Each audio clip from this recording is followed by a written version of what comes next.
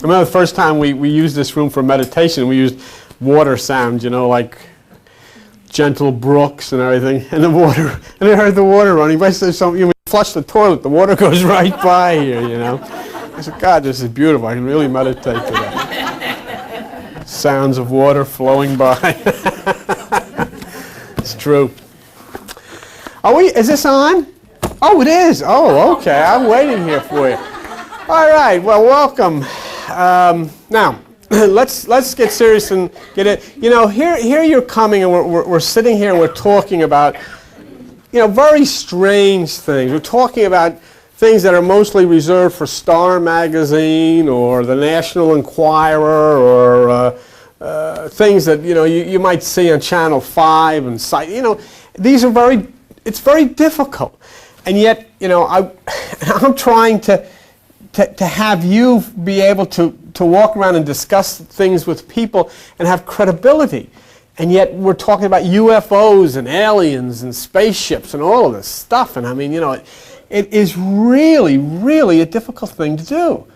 And yet, on the other hand, I'm looking at when I think or look at the condition of the world and look at the mess and the violence and the horror. It's just like this man that was sitting in the back here. He had his Bible, and he said he knows that. I think Al asked him, he just happened to be passing by, but he said, I know that Jesus died for my sins, and then he's gone because he couldn't hear anything like this. But you see, we're all waiting, and everybody in these churches are waiting for Jesus to come back. And then when he comes back, they want to say, I'm saved. And he has to look around and say, well, what about all the kids starving to death? You're saved. And what about all of the bombs you're dropping on people? And what about all the rapes and the muggings and all this? I drove down here this morning, and one of the churches on it has a sign that says, the Lord is our help. Our help is the Lord. You see? And I thought of the lady that got kidnapped in that car in Toms River a couple of weeks ago and got murdered. Where was the Lord? And I thought in Scotland when the guy comes in with a just one second, a guy comes in with a gun and kills 16 little babies, say he's 5 years old. Where was the Lord? See? And so we create this fairy tale.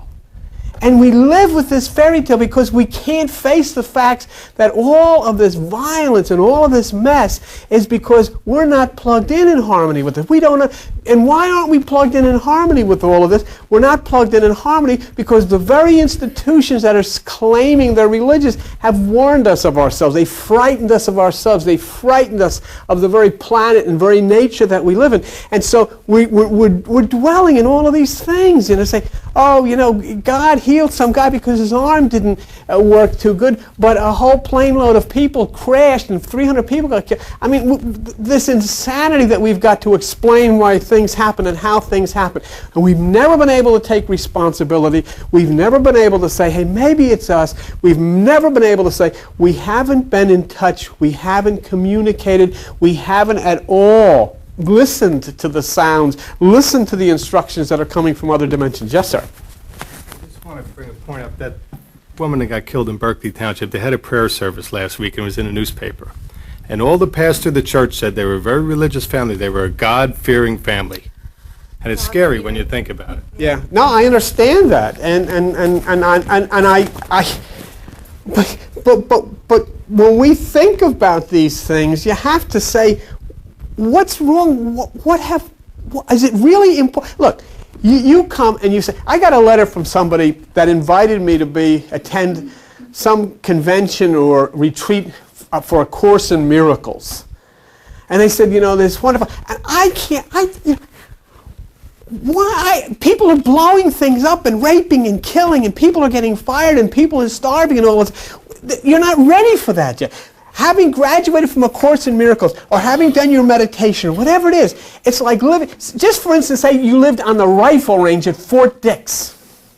And you live at the rifle range at Fort Dix, and you have completed the Course in Miracles, and you've got yourself together. You understand the universe. You understand yourself. You can flow in harmony with all things. You meditate, and finally you're able to have some peace inside. But when you stick your head out the window, bullets are whizzing by all over the place.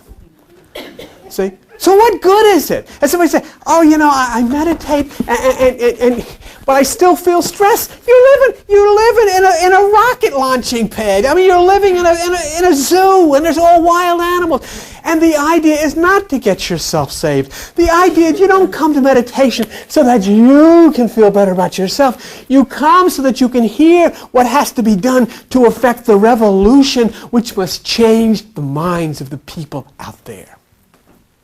Because it's no good. It doesn't work because you feel better, or I feel better, or I'm at peace. Because as long as you live in people with guns and bombs and bullets and people that hate each other and separate from one another, there'll always be stress and there'll always be fear and there'll always be little children who are hurt. There'll always be animals that are hurt. And so this thing is to listen to the instructions that come to change their minds. The way your mind. I have spent years here talking, and my sole job is to come here and change people's minds. And and I look at many of you, and I feel very good because many of you, I've changed your mind. And I've changed your mind about what is important, what is life about, who are you supposed to listen to, what must be done so that this planet can be restructured back to the heaven that God had initially created it to be. Look, folks, you only live on a stinking little star, a little speck in the midst of all of this. There's billions and billions and billions of them. There's billions and billions and billions of galaxies. They're all over the place. And in those other stars in different places, there are civilizations and people who are more advanced than we are, and they have been trying, and they are now trying more than ever because we've reached the stage of evolution to tell you what to do, to show you how to do it, to show us how to change their minds, because that's the big job. And much will happen next year, which will separate them from a lot of their traditional concepts. And so we have people who are advanced and who are communicating. What's so strange about that? I mean, if you got a call from somebody in Australia, would you say, that's impossible? But you don't know anybody. You don't even know what's going on there. You don't know anything. It's on the other side of the world, but people can call. And so what is so strange to think that just a little further in Australia, on a different planet, so there's people that are living, and they're able, because they've advanced. See, they've already gone through the Aquarian age. They've already gone past that. They're 7,000 years ahead of you and me, and they're trying to tell us. And they had to wait until we reached the point of evolution, that we reached a scientific point where we could start to understand. And now we have reached that point. I'm going to show you things this morning in the Bible that these people who wrote, they couldn't explain this, and they didn't have words to explain it. So if you had some guy that walks up in a spacesuit that shines, and maybe his boots are brown or orange or whatever, and he's got feet like brass, and he's got a helmet, and thing, and eyes like fire, and he's got a linen suit on, now maybe you can understand what the heck this guy was looking at. And so we looked last week closely at these documentation. Last week I gave you documentation of the Bible. And I will not go out of the Bible, because if I go outside of the Bible, then I'm going to start doing, flying saucer sightings and UFOs. You can see that on television, and that's fine, and I have no problem with that. But that's not my job. My job is to take you and document with the Bible that God connects these things to him or her, whatever. Right. And we were confronted last week with a question. And it's a universal question. And it's a question that many of you have asked. And it's a question you see in these magazines. And it's a question that you see in these television shows. And it's in the Bible. And the Bible, thousands upon thousands of years ago, asked the same question. And let's look at the question again. It's on page 618. And look at it again. It's on the book of Isaiah, on page 618. And what is the question? The question's in Isaiah chapter 60, and it's in verse 8. And this is the kind of a question that the man that was here that knew Jesus died for sin, he couldn't get up. And you see, this is what I'm confronted with. This is what you're confronted with. I've got a guy's going to say, I know Jesus died for my sins. The question what is, well, who killed him? And why was it necessary for some guy to die because you smoke? Why is it necessary for some guy to die because you go to Atlantic City? I mean, what did you do? What the heck did you do? When I was 7 years old, the people were telling me somebody died. This guy killed his kid because of you. What did I do? I didn't do it. I took the lousy Snickers bar. I mean, what is this? He's going to kill this guy over this. And so here then we reach a point with all of this guilt poured down our throats. We get to a point where we ask the same question about something that we see.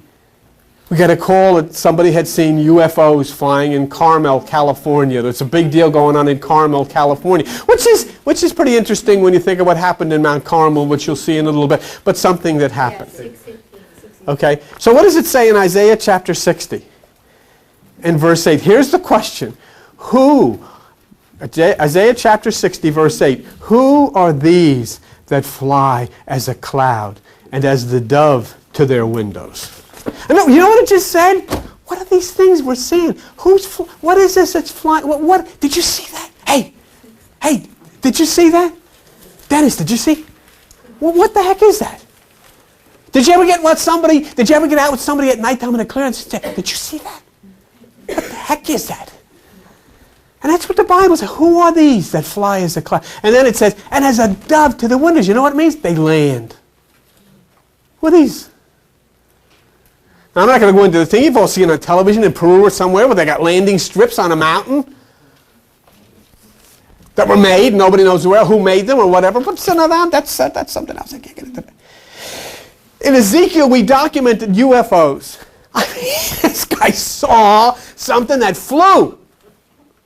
He saw something that had wheels. He saw something that fire, and every time the fire shut out, this thing went that way and went this way, and it had a roar and smoke and all of this stuff, and when it came down, the wheels came down, and when it went up, the wheels went up. He couldn't identify it, but it was flying. So what is it? It's an unidentified flying object. It's in the Bible. This guy saw that. And then he says something strange, because he calls them cherubim. And in the book of Exodus, remember we found out that God said in the human brain, did you get this? Dura mater, pia mater, arachnoid, the tabernacle. I'm talking to Dr. Paul back there. In the human brain, he says cherubim must be there. So we have the cherubim connected to the human brain. Now we have the cherubim connected to this unidentified flying object that Ezekiel saw in the Bible. Now who's telling us this stuff? This is what we want to do. Do you have your Bibles ready?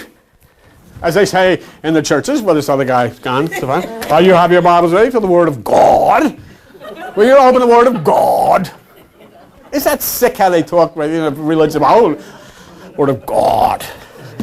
Can you see God up there somewhere? Whoever this guy or this woman is up there in some heaven, and he gets like, oh, Word of God. And he says, what did he call me? God. What is that? God. Somebody named God. All right. But who said this? Who talked about the UFOs? Is there any how do you know they have any credibility? How do you know if we look in that Bible and we talk about UFOs and aliens? I mean, last week we saw people getting out of that thing, remember? And the guy got out and there was a voice that came to him. Can you picture this? There's a ship and this guy gets out and he's walking around and there's a voice that comes out maybe of a radio system up top. And he walks over between the wheel, between the landing struts, whatever. And this other guy's right. What the heck is that? There's a voice from God speaking to the cherubim. What's that? That's all he knows. It is a cherubim. It's got wings. It flies. It's got to be a cherubim. So there he is. And there's a voice speaking to him. So here then we have. But how can we get any credibility of this? Okay, real quick now. Let's play not nuclear. Let's play biblical roulette real quick. Page 2. Hurry up. Genesis chapter 2, page 2. And the Lord caused a deep sleep to fall upon Adam, and he took one of his ribs and closed it up, and the rib which the Lord God had taken from man, he made a woman. Okay, look at me. Please, I didn't mean to say that in that tone of voice. Please look up. He took a rib from Adam, and he made woman. When you take an electron from atom, you make energy. The people that wrote you about UFOs documented in the first page of your Bible nuclear fission. That's called splitting the atom. That's nuclear fission. Okay? Remove a rib from Adam to make Eve means you remove an electron from the atom to procreate the species. Nuclear rib. Okay, Genesis 32, page 28. In the center of your gland is in the center of your brain is the pineal gland of the brain. The pineal gland of the brain secretes a hormone called melatonin. René Descartes says that the pineal gland is the source where God and you meet. And who? Nobody could know. Nobody could know 5,000 years ago. It was a pineal gland. Dr. Paul said they didn't know in this country. Doctors didn't know 50 years ago what the heck the pineal gland was for. But now, how could somebody know 5,000 years ago?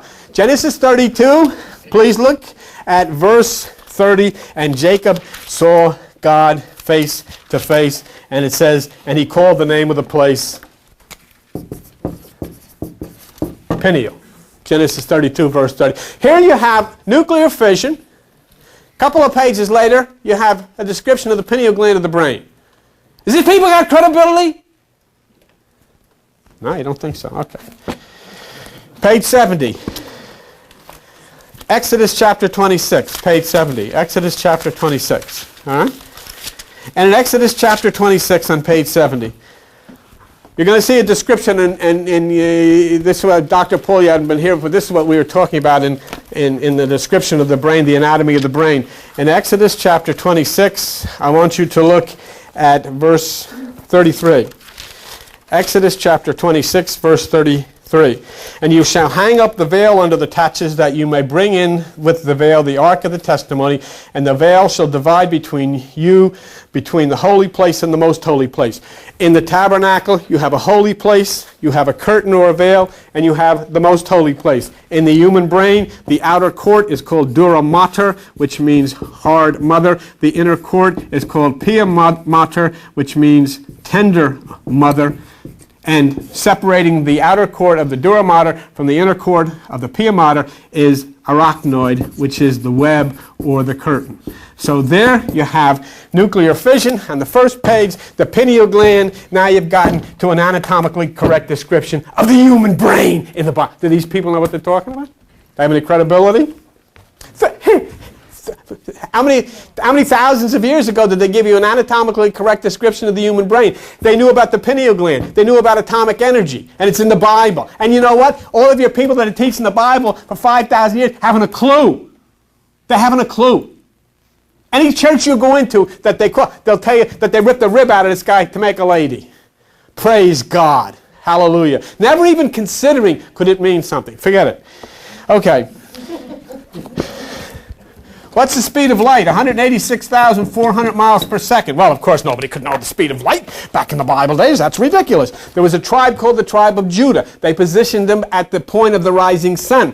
The Jews were called the children of light. I would introduce you to page 115 in your Bibles, the book of Numbers. And in the book of Numbers, I would ask you to look at Numbers chapter 2. And they count the people in the tribe of Judah, which are the children of light. And in Numbers chapter 2, if you look at verse 9, you will see all that were numbered were 100,000 and fourscore. Fourscore, a score is 20, is 100,000. 4 times 20 is 80. 180,000 and 6,000. 186,400. The speed of light in the Bible. Are you there? What did you see so far? Nuclear fission, the pineal gland, a description of the human brain anatomically correct, and the speed of light. Do these people have credibility? Everything comes so in present tense and in English. Yes. Great. Yes. We'll talk about that when we get done too. Sorry. Seems so. Yes. Very good. Okay. Now, let's go on to the fact that we looked at last week. We had, first of all, page 678. In page 678 in the book of Ezekiel, in Ezekiel chapter 1, look at verse 4. Here's a guy who looks, and behold, a whirlwind, which is a vortex, comes out of the north, a great cloud of fire enfolding itself, and in the midst of the color of amber. And anyhow, he goes on to describe a UFO, something that was flying with fire coming out of it, that had wheels on it and all of these business. Okay, so now we have, after we have the 186,400, we have a UFO.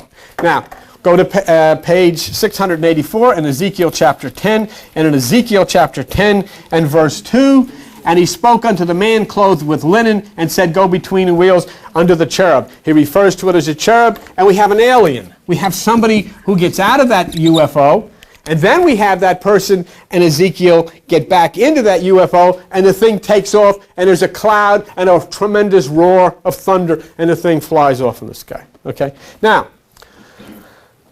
real quick, back to page. So now we've had nuclear fission, we have the pineal gland, we have an anatomically correct description of the human brain, we have the speed of light, we have a UFO, and we have an alien from a UFO. Now, go back to page 45, Genesis chapter, I only have a couple more. Genesis chapter 49 on page 45. And remember also, I'm not telling you to believe anything. I'm not interested whether you believe anything. I'm just raising these things to you and saying, think about it. In Genesis chapter 49, and look at verse 28. How many signs are there in the zodiac? Okay, and that's how many tribes are there in the tribe of Israel. In Genesis chapter 49 and verse 28, all these are the 12 tribes of Israel. There are 12 signs, there are 12 tribes, there are 12 months, etc., etc. And we found in Stedman's Medical Dictionary, Dr. Paul Honus graciously, that in the human brain there are 12 cranial nerves. So that plugs you into the 12. So somebody knew what was going on. And then in 2 Kings 2:11, we come to a point where Elijah is carried up by a fiery chariot. So I've got nuclear fission, I got the pineal gland, I got an anatomically correct description of the human brain, I got the speed of light, I got the 12 signs connected to the 12 cranial nerves, I got a UFO, I got an alien. I think there's enough scientific evidence to say it should be studied, it should be looked at. Okay? Is it a coincidence? Yeah, so they say it's a coincidence. How can I prove it's not? But is it different than what you've been told? Is it different than what you've been told? And that's what would chase that man out of here and up the stairs, because it's difficult. All of a sudden you're getting into reality here. You're saying, you're bombing children, blowing up buses, killing people, separating people, taking money away from people, firing people, all of the things, hurting the animals, degrading women, brutalizing our ecology. This is not the way it was intended to be. And so here we have found that it appears very strong that there were people who had entered into this thing, and in allegorical form, in which the Bible says it is allegory and parabolic form, numerology and all of these things introduced through the Greek mystics and so forth, and mythologists, there is indications that somebody with a great knowledge, advanced way beyond us, thousands of years ago, was able to talk about glands, the human brain, the speed of light, and nuclear fission. And if it's not what it is, then it has no business being in there. But it is in there. And now we have, today, after we took off with UFOs last week, today, the return of the Jedi. Now I can just say, boy, this guy's really, I knew he was going to go. He's taking off now. He's gone. But, you know, well, wouldn't you think that if you had something, this is the most read book in the world, wouldn't you think that if you had something that's, you know, it would be somewhat adult? Wouldn't it be important? And wouldn't it have some reality? Sure, you go and you meditate, and yes, you lift yourself spiritually. For what? What do you want to do? Do you want to hover over the floor? Do you want to wrap around a pole? What do you want to do with this? What's the purpose of it? The purpose of your meditation, the purpose of your Course in Miracles, or whatever it is, should be so that life is better. Life improves. Physical things get better. You know, your health gets better. The world is better. Ecology gets better. We learn to live. There are no more different countries. Everybody flows in a harmony with this thing called the universe, with this thing called God. So, let's pick up the story. We had this guy, Elijah. If any of you know, first of all, I want you to take a look at two words. He's main character in the story today. You have two words here. Any of you know about reggae music? They have list of Rastafari and Jah. Okay, Jah is yeah. Okay.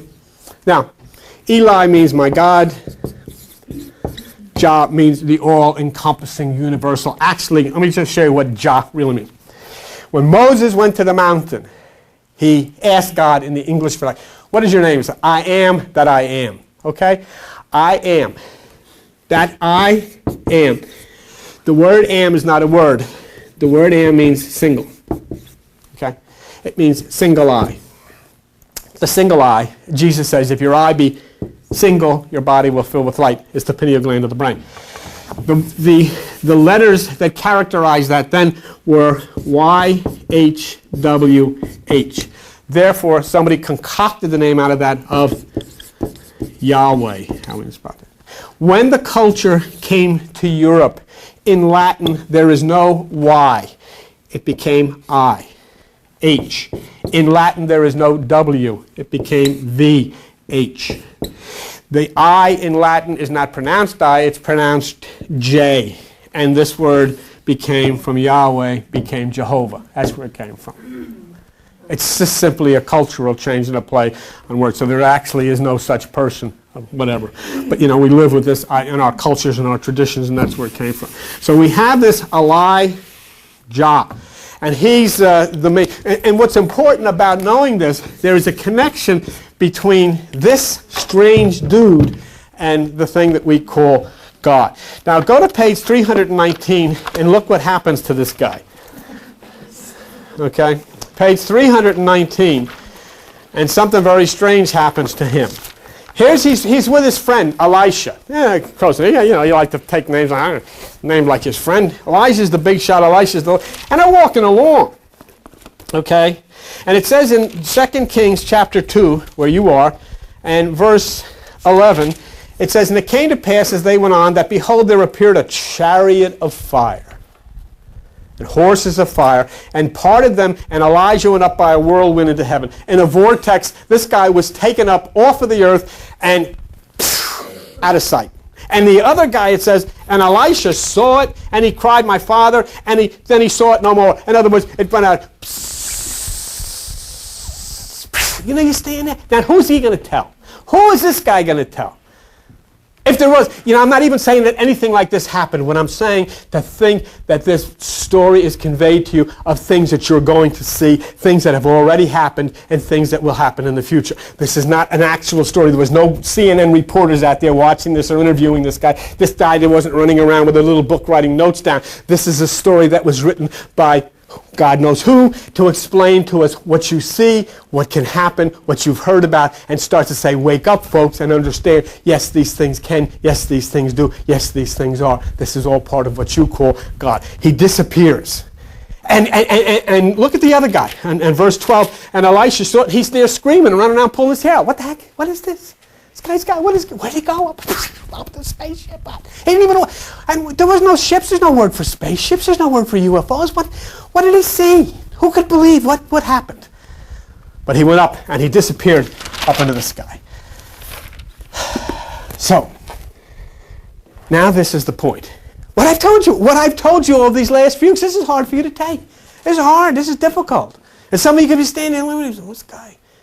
What am I sitting here Sunday morning listening? But you're in the Bible, and you're looking at the Bible. And so before he gets in this ship, in verse 9, look at 2 Kings chapter 2, verse 9. Elijah said, "What shall I do for you before I am taken away?" Now, folks, I want you to hear what just was said. This was pre-arranged.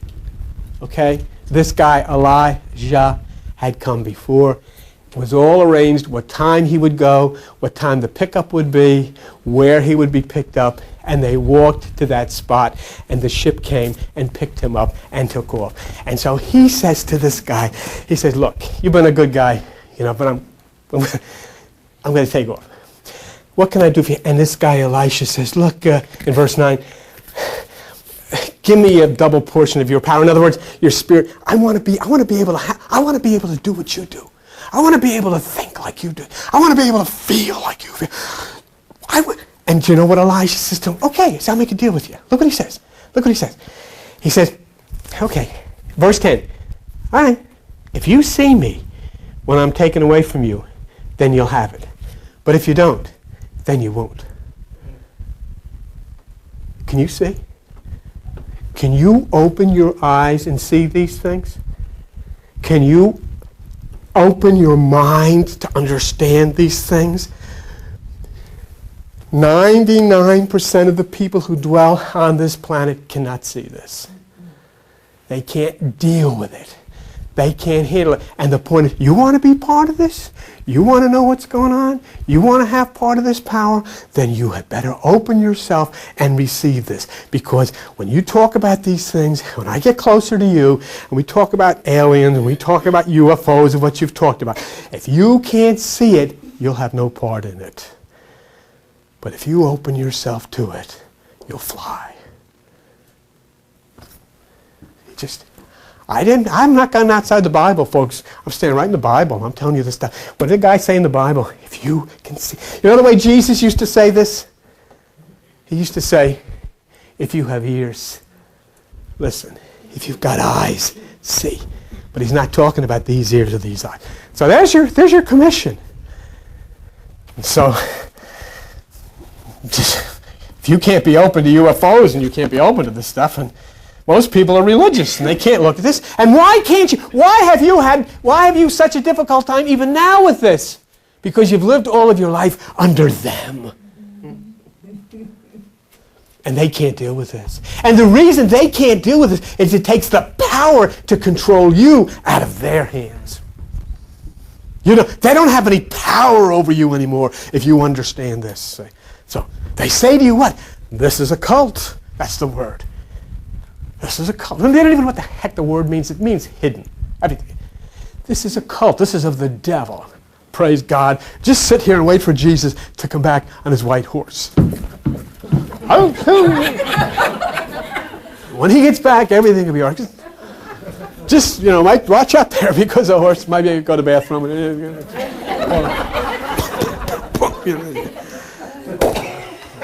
So can you?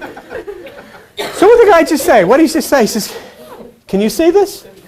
And there's somebody who said right here, and I don't know if I can believe it. No, you can't see it. Forget about it. I said, just forget about it. That's it. In other words, it's a requirement, folks. All of a sudden, you're going to have to turn your mind away from listening to the crowd of the bombs and the separators and the abusers and all of that stuff and listening to those who live in another place. Can you? Elisha saw it. Elisha saw it. He saw it. And in 2 Kings chapter 2, right where you are, verse 13, he took the mantle of Elijah that fell from him, stood by the bank of the Jordan. And in verse 14, he hit the water with it, and the water split. The water parted. He had it. What is it that's in your way? What water is in your way? What river is in your way? What's blocking you? Can you see it? Can you feel it? Then you can take that power and you can hit that damn water and it'll split. And it won't be an obstruction to you. And you can walk across on dry ground. But you've got to know the power. You've got to know the source of the power. And where am I getting this from? The Bible. If you were in here and we were reading UFO Journal or whatever I could say, we're not.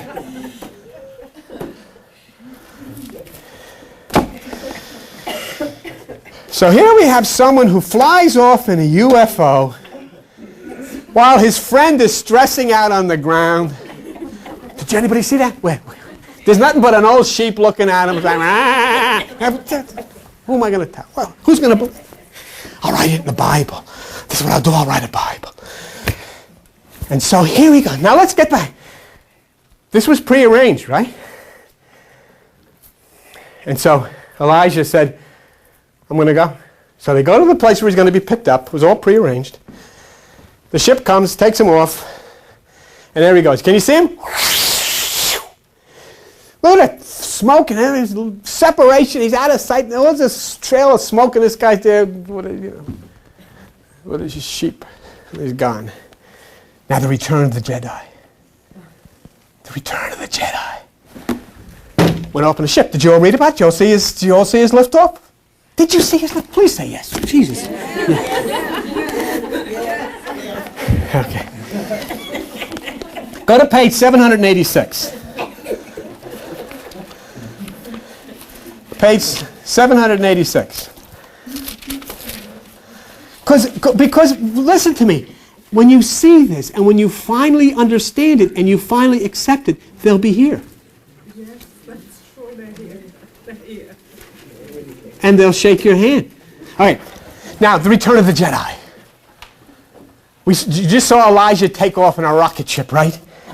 Page 786, Matthew chapter 11, verse 14. Jesus is speaking and he says, and if you will receive it, this is Elijah who was to come. He's back. Here's Johnny.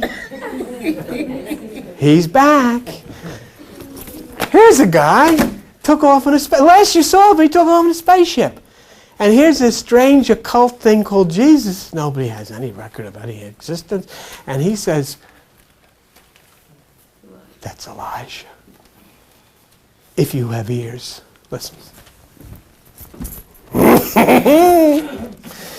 He flew in a UFO and he returns. And what is his job as John? He returns to lead people to the solar deity, Christ. Turn to the sun within you. And that's what his whole job was. Stood in the water. Is he an alien? Is this guy an alien? What the heck is he? Well, where did he come from? I mean, we know where he went. He went up in a spaceship. But where the heck did he come from?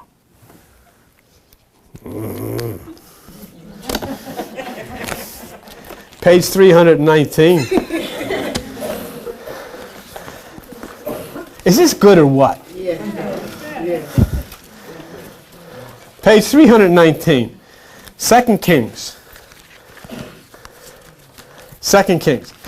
Hey, you know what the word alien means? If you look it up in a stranger. Foreigners, stranger, from an unknown place. Not part of our bunch. Alien, stranger. Okay, 2 Kings, chapter 2. The first word ever mentioned of this Elijah who flies in spaceships, in verse 2, it says in 2 Kings. No, that's wrong. You're on the wrong page. I got so excited here. 1 Kings. I'm sorry. Page 310. 1 Kings chapter 17. Okay. Yeah, okay. Page 310. This is the first statement of this guy in the Bible. And Elijah, page 310, 1 Kings chapter 17, verse 10. And Elijah the Tishbite, who was of the inhabitants of Gilead. Come here. Come here. The word Tishbite means stranger. Okay? And the word inhabitants that you have there, the word inhabitants is translated and identified here in the same way as the word Tishbite, stranger. And the word Gilead means of the high country. And what the statement is that here the sentence reads, Elijah, the stranger, who was of the strangers of the high country, suddenly comes on the scene and appears. Now, you really want to work in this? You go. You go into the encyclopedias or wherever you go and you look all this up. The stranger. What stranger? From the strange place, from the high place. The strange high place. And where did he leave to go back to in his rocket ship? Back to the high place. And then he comes back again. Get involved. So, then, of course, he's an alien. So, what I'm telling you is we have proved. Here is, look, did this guy fly in a spaceship? He flew in something with fire coming out of it. That's what it says in the Bible. That means he went off in a UFO. And it says in the Bible, he's a Tishbite, which means stranger. He's an alien in a spaceship, and it's in the Bible. It's in the Bible. Now. He's a human. Huh? He's a human. Yeah, human. Okay. That's good, too. Human, maybe. Down here, human. Up there, who knows? Yeah. Okay. Now, this is what I wanted to tell you about this guy and the fact that he's an alien, and I think that we can kind of prove that. In page 319, where we were a minute ago in 2 Kings chapter 2. 2 Kings chapter 2. I want you to look at verse 1.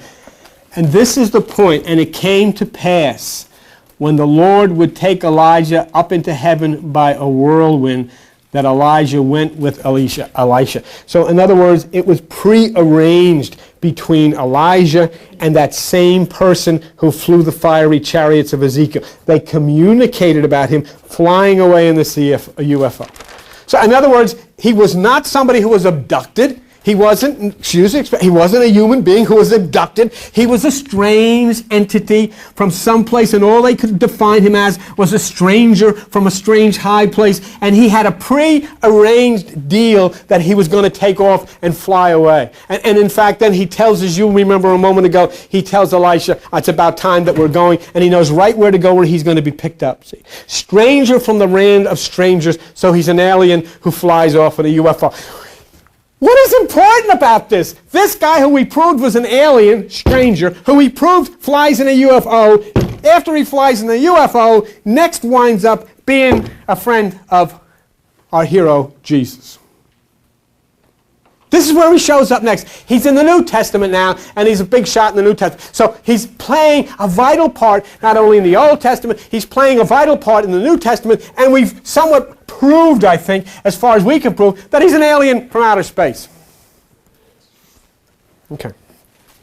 Now, we'll look closer at him in just a minute, because there's some more things that I need to tell you about him. But I want to stay with you in the Bible. And I want to show you something. Do you remember last week when the UFO landed in Ezekiel? The UFO landed and something very strange happened that connected us to this first appearance of aliens or extraterrestrials or whatever you want to talk about. Page 684. And listen, once again, let's stop for just a second. You're sitting here and you're having trouble with it. I'm not telling you not to have trouble with it. I'm just reporting to you what's in this book. I mean, you know, anybody could have a problem with it. But I'm just telling you what it says in the Bible, regardless. I mean, if that wasn't the case, they should have left this out. They should not have put in there that this guy flew off in a fiery chariot, all right? If that was the case, then they should not put in that these things like Ezekiel saw hovering and landing with retro jets coming out and roars and smoke and all this stuff landing on the ground. They shouldn't have put that story in the Bible, but they did, and that makes it open season for me. And so here's this guy on page 684. All right. In page 684, we have in the book of Ezekiel, in Ezekiel chapter 10, that strange thing that happened last week. If you remember in Ezekiel chapter 10, verse 1, the head above the head of the cherubims, which were the UFOs, and he called them cherubims, and it said, and he, meaning a voice came out of this ship, spoke unto the man clothed with linen. All right? The man clothed with linen. And he said, go in between the wheels, under the wheels, fill your hands with. So in other words, there was even the burnt earth underneath this ship. That's what that's there for. There was a burn of the earth underneath this ship. The earth was scorched underneath the ship. That's what it says in the Bible. So the man was clothed with linen. Now, I want you to understand that. And remember last week, and if you get the tape from last week, what's on this tape? We had a long thing about this guy in the linen, and remember at the very end, he gets into the ship, and there's a tremendous roar right after he gets into it, and the cloud fills the temple, and there's smoke, and it takes off, and then as they all stand and watch, the ship goes over and hovers over the mountain to the east. Remember that last week? The man in linen. Now, I want to show you something interesting. I want you to turn and keep this guy who got out of this UFO. I want you to turn to page 733. And on page 733, you go into the book of Daniel. Okay? And in the book of Daniel, we go into the same chapter, chapter 10, which is curious too. But forget that. In the book of Daniel, in chapter 10, there is Daniel in verse 4. I was by the side of the river, and then I lifted up my eyes and looked, and behold, a certain man clothed in linen. Okay? And look at his body was like beryl, his face the appearance of lightning, His eyes as lamps of fire, his arms and feet like color, the voice of his words.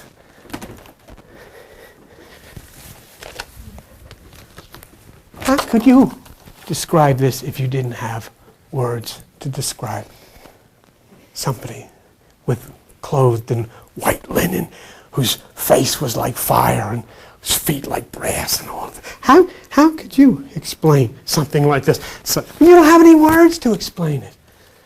You don't have any words. All of a sudden, there's something strange, and this voice is like bellowing out, asking, how do you explain something like that? And then in Daniel chapter 10, where we're at, look what he says in verse 11. He says, Daniel, I am now sent to you. I was sent to you, Daniel. He landed in the book of Ezekiel, and he got out and he got between the landing struts, this guy. And now all of a sudden, this guy lifts his head up, and there's another one of these standing there. And he says, I was sent to you. Oh, I was sent to you. But I had trouble getting here. What? I had trouble getting here. If you're going to talk about something in the Bible, in a Jewish idiom of the ancient, you would call the country of Persia the place of darkness, because it was a place of Zoroastrianism. And so, how do you describe what he's talking about? He says in verse 13, look, the first day that you set your heart to understand, then I was coming to you. See, this is what's so important for you, if you can see this. But the prince of the kingdom of Persia withstood me. In other words, something happened as this guy, look, he withstood me for 21 days. It took me 3 weeks. I know I'm being literal, but I'm trying. Where was he coming from? It took him 3, and he was stopped. But then he said, Michael, one of the chief princes, came to help me. What, they have a battle up there? Did they have an ambush of some kind? What went on? What goes on that we don't know a blasted thing of except singing Amazing Grace in some place with windows on it can't see out of? What is this? We're not allowed to think. We're not allowed to see. You're talking about cosmic things, talking about, here you have in the book of Daniel, I told you about nuclear fission and all this kind of stuff. Here you have spaceships and extraterrestrials and aliens talked about in the Bible. And here's a guy in the Bible with his linen, the same guy that was standing by the UFO saying, I'd have been here faster, but I got held up. And I had to call on somebody to shake me loose. I had a problem. That's all he was saying.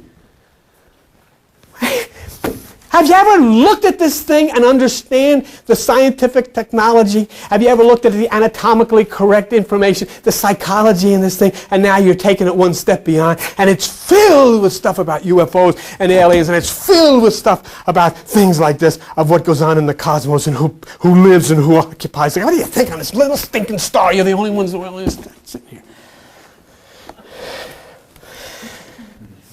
Look what it says on page 733, right where you are. And you give all these names to these things because they call them angels and so forth, which are nothing more than people from another dimensions. It says in Daniel chapter 9 and verse 21, it says, yes, while I was speaking, even the man Gabriel, who I had seen in the vision at the beginning, being caused to fly swiftly, touched me.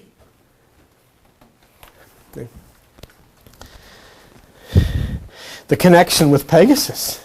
That's what this is all about, isn't it? Remember we started this thing a long time ago about Pegasus because of the white horse. It's part of a cosmic thing. For God's sakes, you got kids? Do you have kids? Take them out in the backyard and show them this stuff.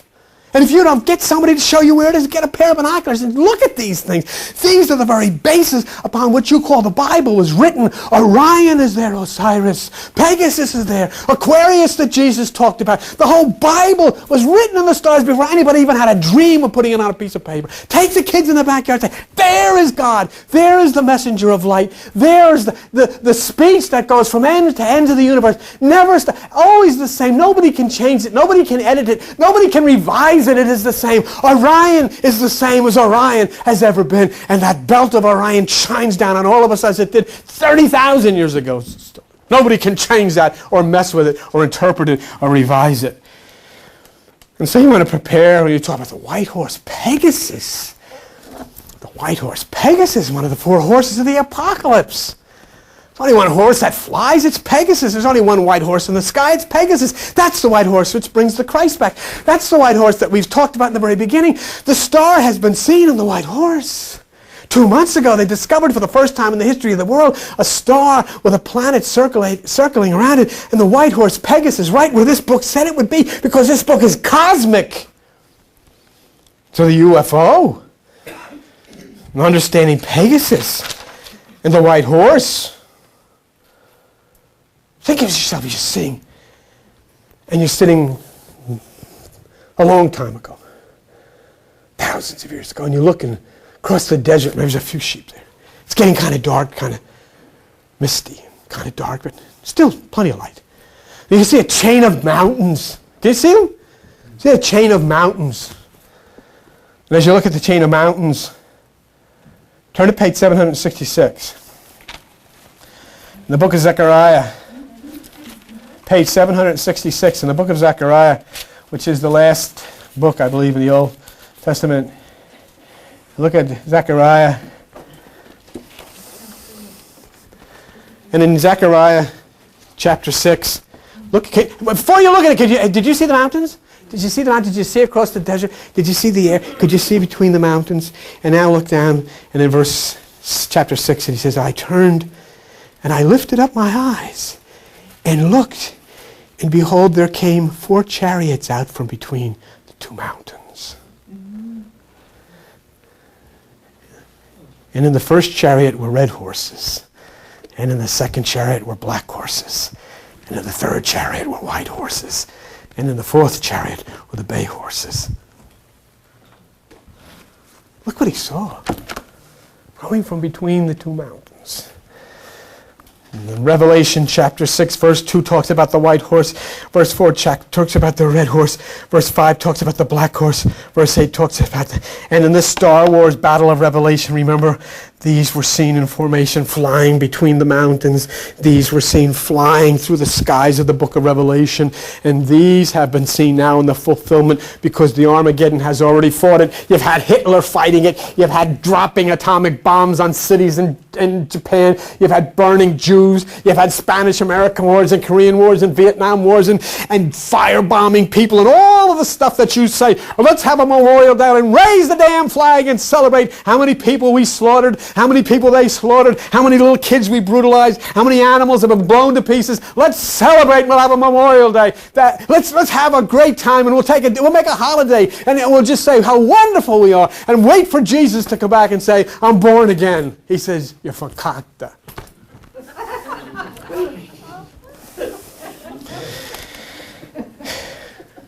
Did this guy have power? This is where we wrap this up. Did this guy have power? This guy?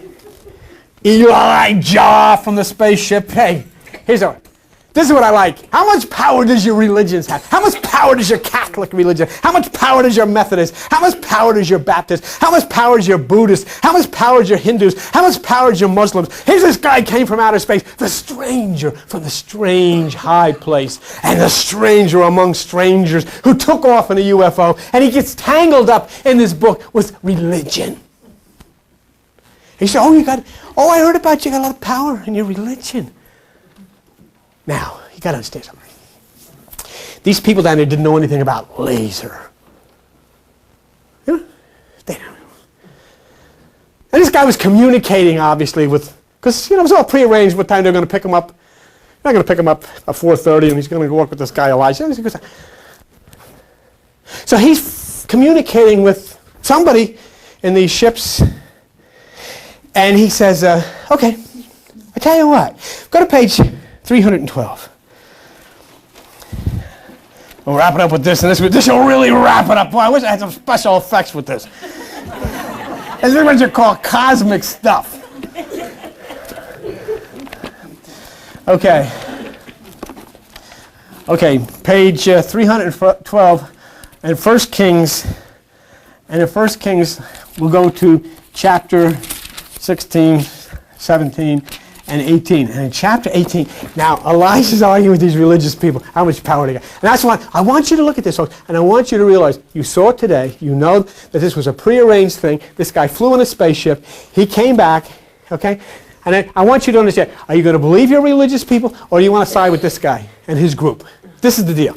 And first, chapter 18, verse 11, and this is what he said to the religious people. And now you can go tell your people Elijah's here. You know, tell your pope, tell your bishop, tell your rabbi, tell the minister Farrakhan, tell anybody you want, tell them Elijah's here. You want to see something? You want to see some fire? Huh? I'll show you some fire.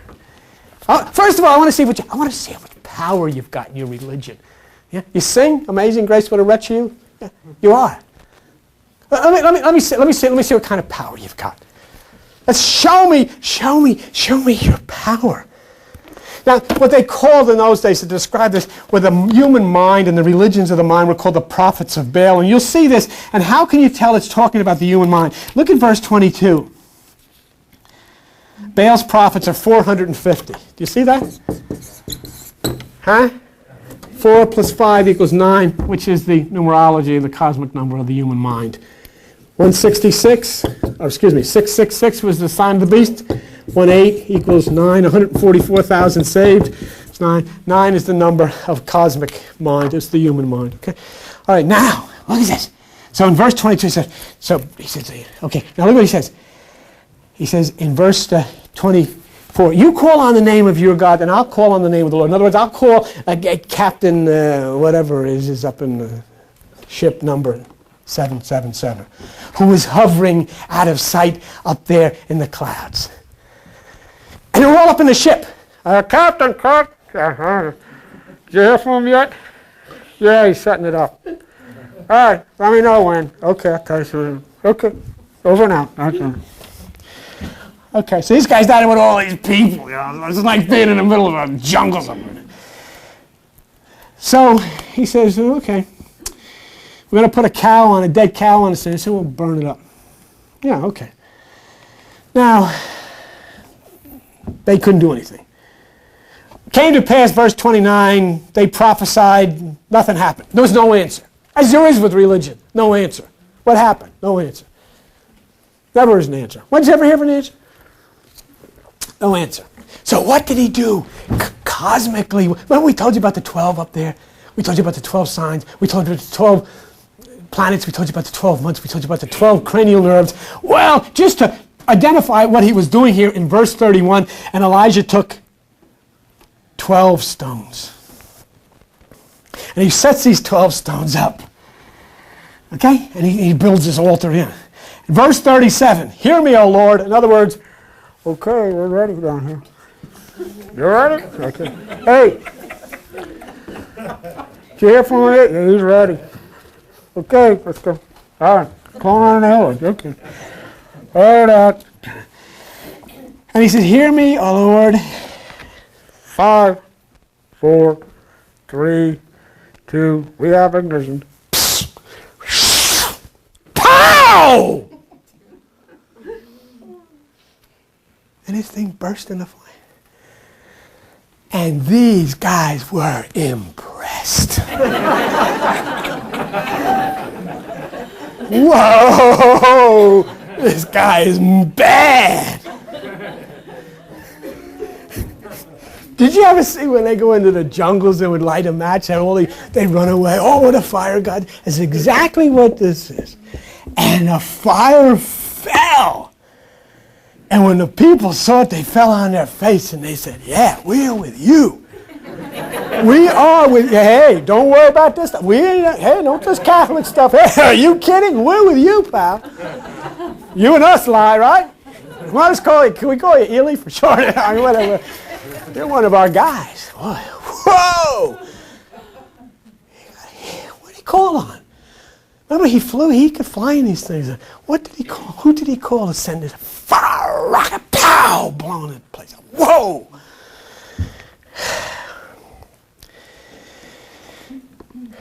Let's wrap it up. Page 786. Matthew, you really had a trip this morning. Matthew chapter 11. Page 786, Matthew chapter 11, verse 13.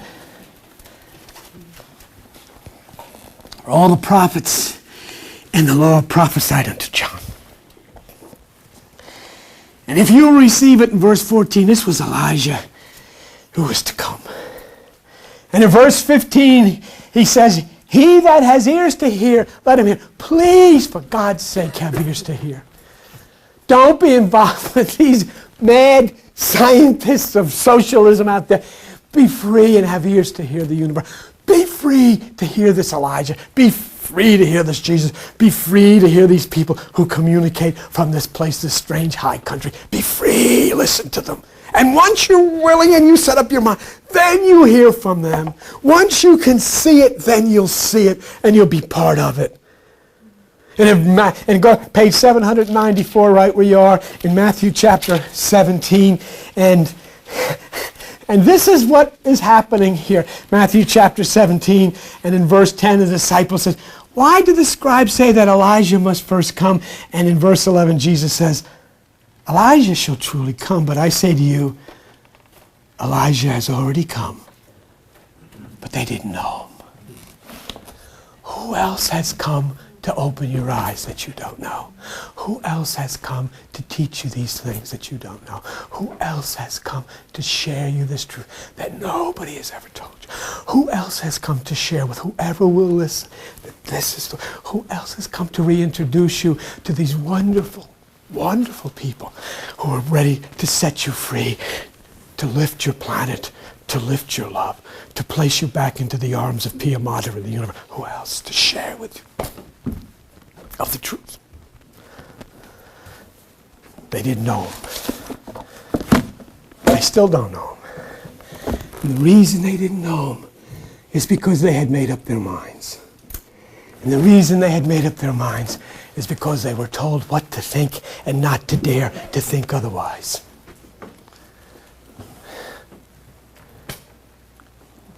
And there's more to come. And please just remember that one line that our brother gave this other fellow before he took off in that ship. If you can see it, you'll be part of it.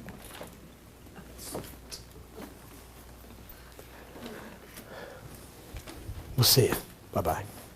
John will come on and she'll share with you.